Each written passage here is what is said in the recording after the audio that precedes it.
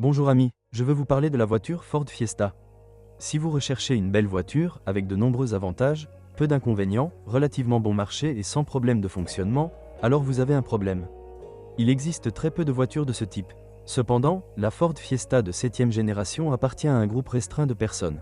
Dans la version moteur décrite ici, elle n'a fondamentalement qu'un seul inconvénient. Comme c'est souvent le cas dans les voitures du segment B, la conception de cette voiture est simple et prévisible. Quiconque a lu sur les caractéristiques de conduite étonnantes de ce modèle et s'attend à une suspension indépendante complexe à l'arrière sera positivement surpris. Malgré l'excellent réglage, il n'y a qu'une poutre de torsion à l'arrière. Ford a montré que cela ne devait pas nécessairement être un désavantage. Pendant ce temps, à l'avant, une jambe de force McPherson tout aussi simple avec un bras triangulaire était utilisée. Le système de direction peut être hydraulique ou électrique. Le système de freinage arrière utilise des tambours, ce qui n'empêche pas d'obtenir une courte distance de freinage. Moteur. La Ford Fiesta proposait une large gamme de moteurs, y compris des moteurs diesel. La base était constituée de moteurs avec une cylindrée bien précise de 1,25 litres.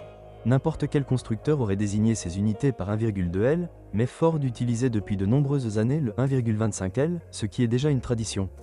Le moteur était disponible en deux versions de puissance, 60 et 80 à 82 chevaux. Le plus gros, d'une cylindrée de 1,4 litres, offrait des performances légèrement meilleures car il disposait déjà d'une puissance sérieuse de 96 chevaux. Le moteur 1,6 litres de la version sportive délivrait 120 chevaux. Les moteurs diesel TDCi d'une cylindrée comprise entre 1,4 et 1,6 litres avaient une puissance comprise entre 60 et 90 chevaux. Vers la fin de la production du modèle pré-lifting, la puissance du moteur 1.6 TDCi a été augmentée à 95 chevaux.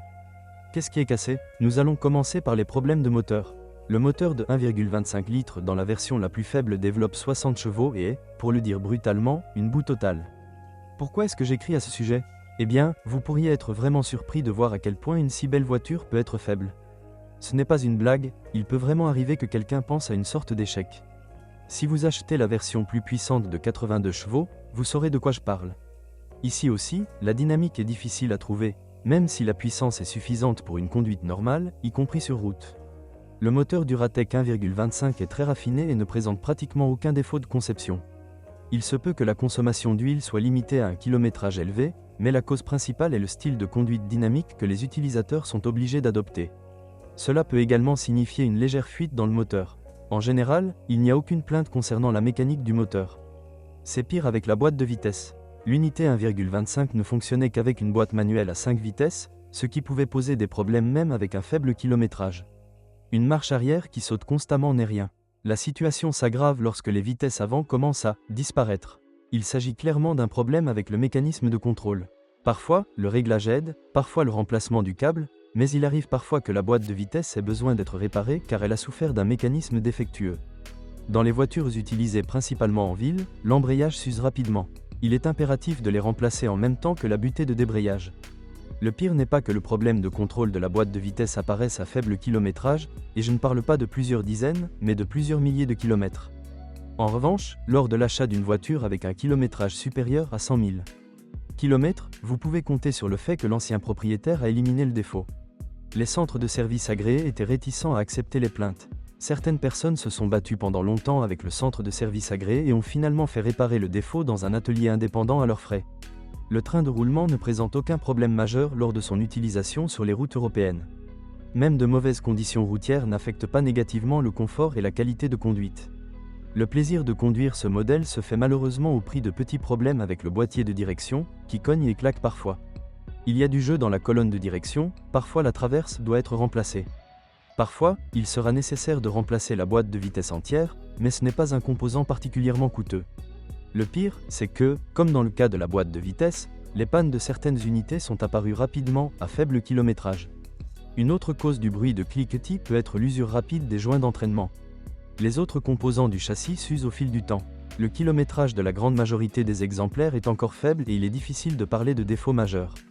C'est une voiture relativement jeune et le plus souvent utilisée par les femmes pour de courtes distances.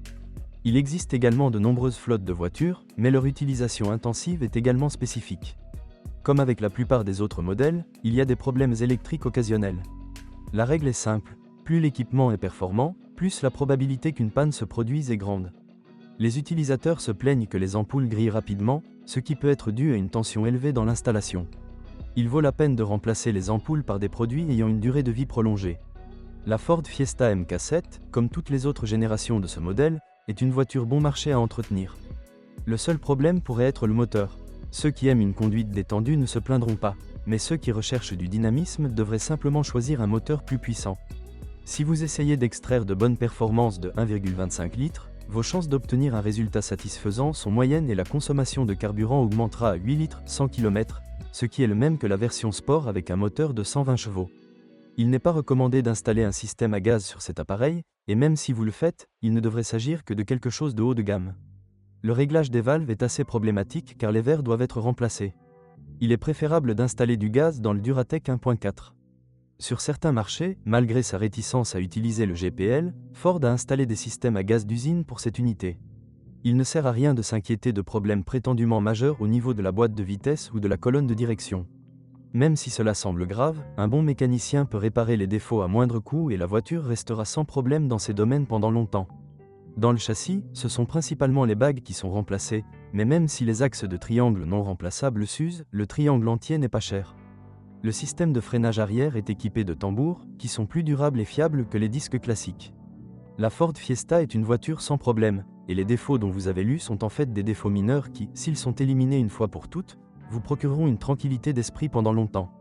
La version 1.25 est recommandée aux personnes qui ne sont pas exigeantes en termes de dynamique et ne souhaitent pas investir dans une installation GPL. Il ne vaut pas la peine de choisir une variété plus faible, même si le prix est tentant.